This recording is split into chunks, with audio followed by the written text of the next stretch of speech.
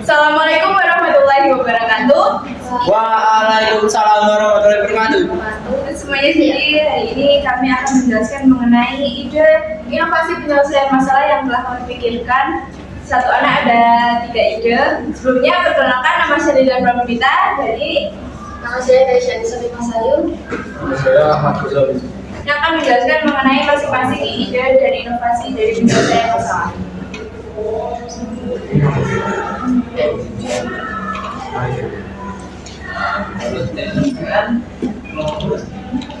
Yang pertama yaitu ide saya, programnya UMKM Digital. Tujuannya membantu UMKM meningkatkan penjualan dan jangkauan pasar melalui memanfaatkan teknologi digital. Menurut laporan Bank Dunia, sebuah laporan Bank Dunia mungkin menunjukkan bahwa UMKM di Indonesia yang mengadopsi e-commerce mengalami peningkatan rata-rata penjualan sebesar 25% dalam setahun. Tujuan program ini yaitu meningkatkan daya saing UMKM, memperluas jangkauan pasar, dan meningkatkan efisiensi. Program yang kedua yaitu Smart Farm. Menurut laporan FAO, teknologi berbasis data dan cuaca dapat meningkatkan hasil panen hingga 30% di wilayah dengan tingkat variabilitas cuaca tinggi. Tujuan program ini dibuat yaitu meningkatkan produktivitas pertanian, meminimalkan dampak perubahan iklim, dan meningkatkan ketahanan pangan. Untuk program yang ketiga yaitu Blockflow, aplikasi cerdas untuk optimalisasi distribusi data secara real time. Menurut WHO, sekitar 118,5 juta kantong darah diperlukan setiap tahun untuk memenuhi kebutuhan transfusi medis di seluruh dunia. Mengapa program ini penting? Karena untuk kebutuhan darah yang terus meningkat, serta proses pencarian donor darah yang masih manual. Selanjutnya inovasi dari saya. Inovasi pertama saya adalah Skin2.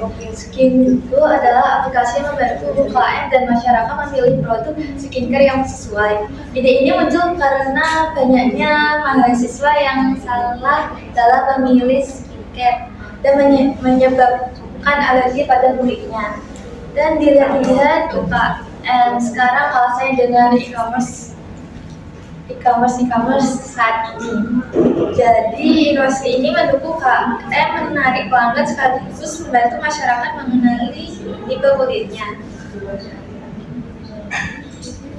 Keunggulan dari aplikasi ini adalah inovasi dapat menarik perhatian pelanggan.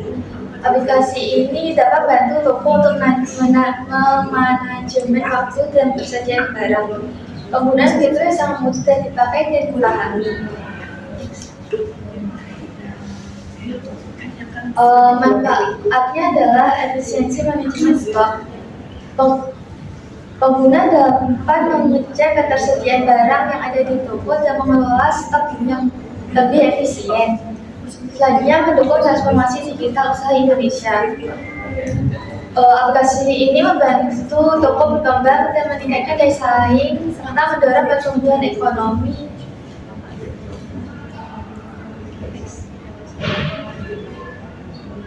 Inovasi kedua adalah Plastiku. Plastiku adalah aplikasi pengapur botol plastik. Alasan saya memilih inovasi ini karena banyak botol plastik yang menumpuk dan pengapur plastik yang semakin jarang ditemui, sehingga akan berdampak dengan lingkungan. Dengan inovasi ini, masyarakat dapat mengikuti program peduli lingkungan dan tidak membuat lingkungan rusak.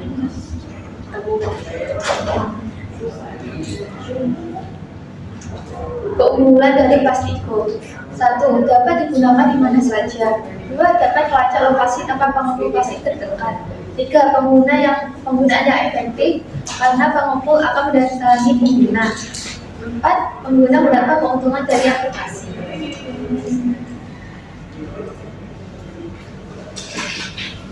Manfaat dari Plastiku adalah Plastiku menjadi langkah awal peduli lingkungan dan mensukseskan program peduli lingkungan dan mengubah pola untuk menjaga lingkungan.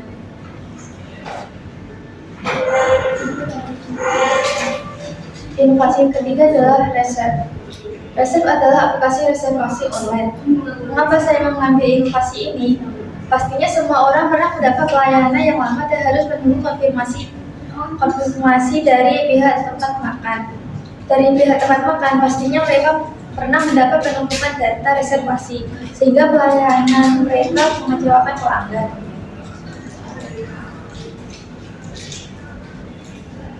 Keunggulan dari aplikasi ini: 1. Data-data yang ringkas dapat dipilah dan ditindaklanjuti lebih cepat. 2. Aplikasi Resep membuat pelanggan tidak perlu menunggu jawaban tanggal dan jam kosong dari pihak tempat makan. 3. Pelanggan cukup memencet klik untuk melakukan reservasi. Manfaat dari Resep: 1. Kepuasan pelanggan meningkat. 2. Pelayanan menjadi cepat. 3. Kenaikan ekonomi seluruh usaha tempat makan. 4. Membantu pendataan.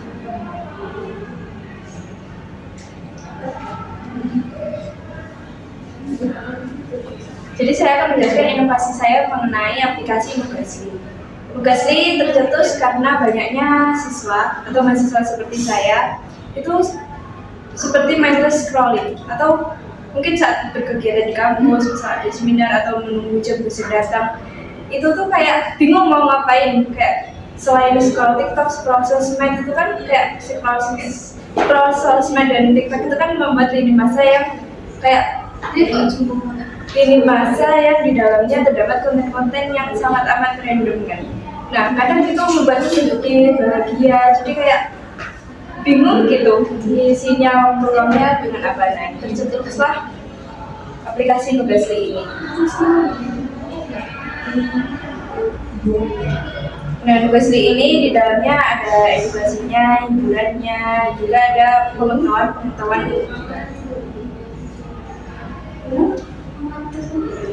Untuk fiturnya di Nugasly ini ada 3 fitur utama, yaitu penulisan, research, dan aplikasi Gabutri di dalamnya. Nah, menu research ini kita bisa melihat seperti sumber data-data, tulisan pengetahuan dasar dan fakta. Juga di situ ada latihan seperti Progress. Lalu untuk penulisan di situ kadang mahasiswa kan kayak bingung gitu, bagaimana caranya membuat jurnal yang baik, atau bagaimana cara membuat penulisan yang baik, atau gimana kita bisa mendapat sumber-sumber dari jurnal-jurnal itu tuh nyarinya di mana, kan kadang bingungnya. Jadi di fitur aplikasi Nugasly ini ada di sini. Lalu yang terakhir ada menu Gabutri. Jadi di Gabutri itu ada game yang ringan tapi bisa mengasah otak, seperti kayak logika lah, seperti menyelesaikan permasalahan tapi yang amat sangat ringan. Jadi bisa dikerjakan sambil menunggu misalnya datang atau waktu luang, tapi yang menunggunya itu intinya masih dalam waktu yang tidak lama. Nah, di sini ada keunggulannya. Jadi di situ nanti berbagai pengguna itu bisa sharing-sharing mengenai ini loh, misal aplikasi atau webnya untuk kepenulisan, lalu ini loh caranya gini. Jadi bisa saling sharing-sharing. Untuk dampak positifnya, jadi untuk memanfaatkan waktu luang itu jadi bermanfaat. Jadi inovasi kedua saya adalah inovasi aplikasi Pasarly. Karena banyak ibu-ibu rumah tangga dan mungkin anak kos seperti saya, mahasiswa yang amat sibuk dengan kehidupannya sehingga tidak sempat ke pasar untuk membeli bahan-bahan sayur atau makanan yang segar. Nah, saya berinovasi membuat aplikasi Pasarly.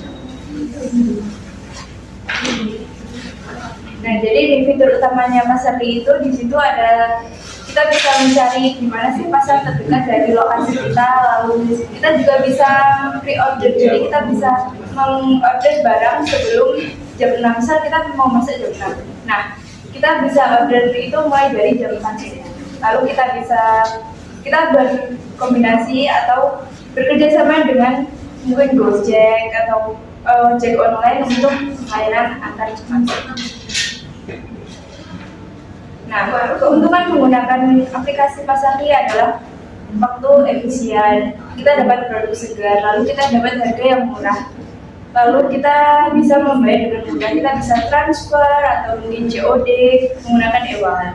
Lalu keuntungannya untuk pedagang pasar juga karena saat ini pedagang pasar tradisional itu kalah dengan pasar tradisional itu kalah dengan pedagang online yang bisa mempromosikan jualannya. Oleh karena itu saya membuat aplikasi ini agar pedagang pasar offline dan online itu bisa balance. Untuk implementasinya kita mulai dari yang kota besar, lalu kita mengadakan workshop di pasar, lalu kita mengadakan kampanye digital dan bekerjasama dengan ojek online. Nah, yang ketiga ini adalah aplikasi Focusly dari inovasi saya. Sebenarnya aplikasi Nugasi dan Focusly itu adalah 11-12. Tapi kalau aplikasi Focusly ini dia membutuhkan waktu lebih banyak. Seperti dia tidak bisa digunakan di saat kayak mengeluarkan waktu menunggu sesuatu itu tidak bisa. Jadi dia harus memanfaatkan waktu. Intinya harus mengambil waktu, mengosongkan waktu untuk membuka aplikasi ini. Di aplikasi Focusly ada beberapa fitur yaitu Quick Learn, yaitu pembelajaran singkat 5-15 menit dengan topik misal bagaimana cara hidup sehat, lalu mengenai teknologi terkini. Dan yang kedua adalah skill booster. Nah itu di dalam menunya itu ada hal baru seperti bagaimana cara coding mulai dari yang paling basic, lalu bagaimana cara desain Canva dan yang lain-lain. Selanjutnya ada fitur Zen Mode karena saat ini mahasiswa itu kayak mungkin kan kebanyakan tugas, nah kadang itu kayak sampai burn out, stres gitu mau ngapain. Nah jadi fitur Zen Mode itu memberikan kayak relaksasi mental. Itu ada mediasi, terus latihan pernapasan, lalu dibarengi dengan musik santai. Lalu yang selanjutnya adalah Education Zone. Itu seperti permainan edukatif, seperti brain tester dan yang lain-lain. Lalu di sini ada Smart Schedule. Jadi di dalamnya itu nanti kayak ada alarm. Misal kita masukin input, kita mau ke kampus jam 7. Nah jadi kita itu bisa nyeting di alarmnya itu. Jika kita mau ke kampus jam 7, nanti di sistemnya akan otomatis bangunin kita mulai dari jam 5, lalu kita mandi, lalu kita sarapan. Jadi setiap menit atau waktu itu nanti ada muncul pop-up notifikasi mengenai kita harus ngapain di jam itu. Lalu selanjutnya ada community hub yang di dalamnya ada kita bisa diskusi, berbagi pengalaman, dan kita ada sistem poinnya. Jadi nanti kalau kita menang atau kita selalu membuka aplikasi Focusly ini, kita dapat poin-poin lebih.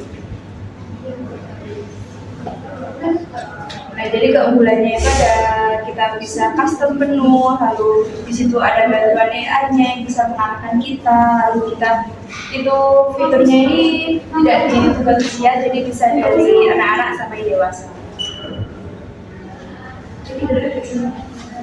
Untuk poin-poin pertimbangan mengapa sih kita membuat atau memilih sepakat untuk menggunakan Nugasi yang dijadikan Flyteam. Yang pertama karena Nugasi itu digunakan agar remaja seperti kita itu menggunakan waktu dengan aman sangat produktif.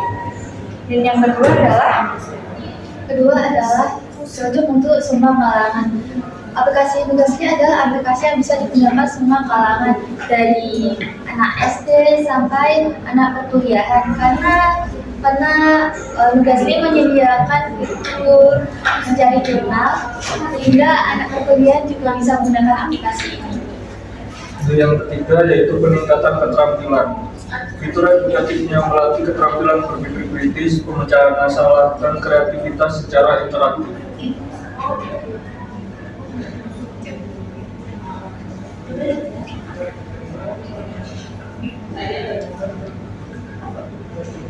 Nah, untuk langkah-langkahnya kita menggunakan aplikasi untuk merealisasikan. Yang pertama, di sini ada validasi ide dan desain pasar bulan pertama dan bulan kedua.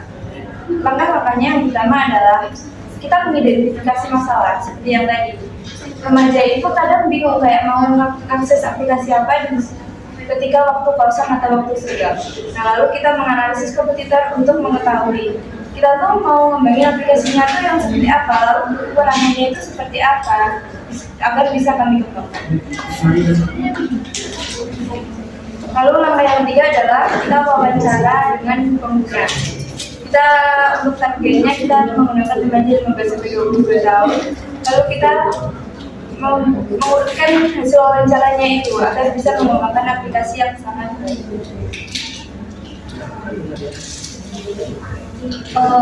Selanjutnya adalah pengembangan prototipe bulan 3 sampai 5.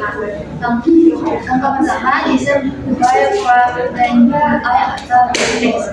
Kami menggunakan Figma untuk desain antar muka sederhana sehingga desain tidak bosan dengan tampilan aplikasi kami dan menarik perhatian agar mereka fokus dengan fitur-fitur yang kami sediakan. Kedua adalah pengguna platform seperti Adobe kami gunakan untuk menciptakan prototipe tanpa coding sehingga memungkinkan interaksi cepat. Fitur awal mencakup bikin logika, dan alat rekomendasi artikel penulisan. Langkah ketiga pengujian awal. Kami melibatkan 20 pengguna atau lebih untuk percobaan dan memberikan masukan pada desain dan alur aplikasi kami. Kami meminta saran dan kritik agar kami bisa mengembangkan aplikasi yang kami sepakati.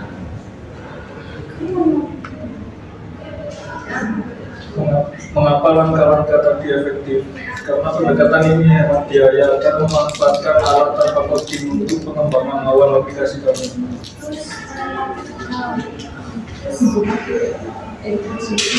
Kemungkinan bisnis model dan fintech untuk bulan ke-6.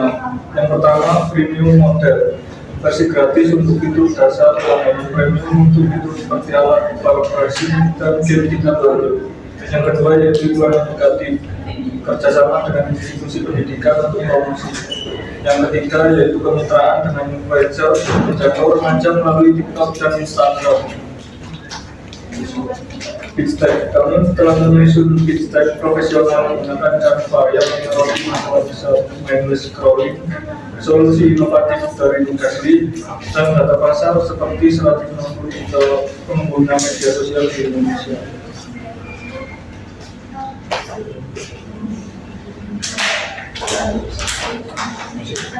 Untuk pengembangan MVP dan peluncuran beta kita lakukan pada bulan 8 sampai bulan 11. Dengan yang pertama kita mengidentifikasi masalah bagaimana aplikasi ini dikembangkan menggunakan React Native untuk efisiensi lintas platform, lalu kita menggunakan fitur awal, lalu kita menguji kepada status pengguna itu bagaimana pengalaman menggunakan aplikasi Nukasli ini.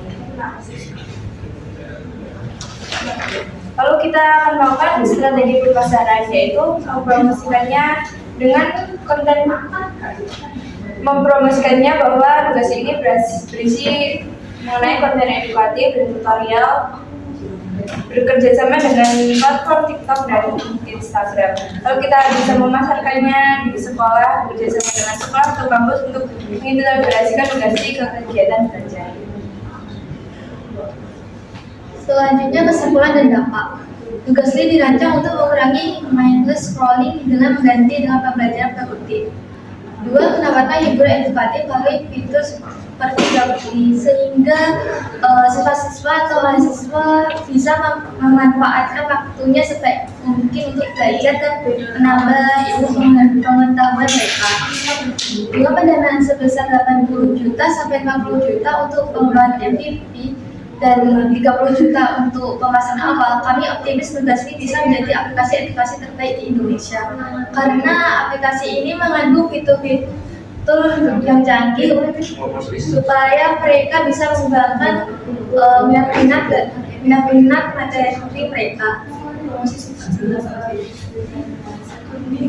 Sekian penjelasan dari kami mengenai inovasi dan langkah-langkah bagaimana kami akan menjalankan proyek ini. Sekian dari kami. Wassalamualaikum warahmatullahi wabarakatuh. Waalaikumsalam warahmatullahi wabarakatuh.